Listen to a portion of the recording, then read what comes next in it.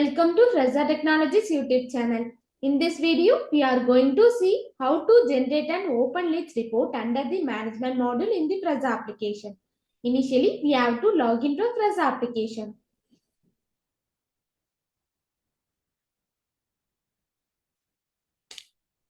After your successful login, this is how your dashboard looks. Now, go to the management module.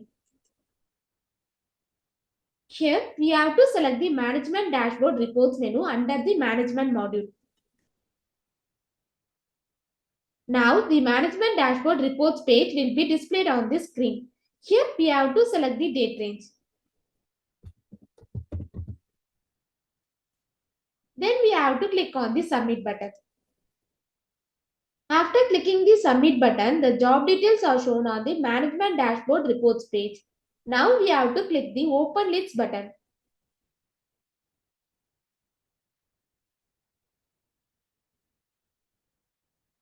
In management dashboard open leads page, the details will be shown.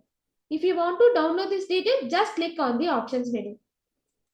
Then we have to click on the download button to download this report. This is how to generate an open leads report under the management module in the Fresa application. Thanks for watching.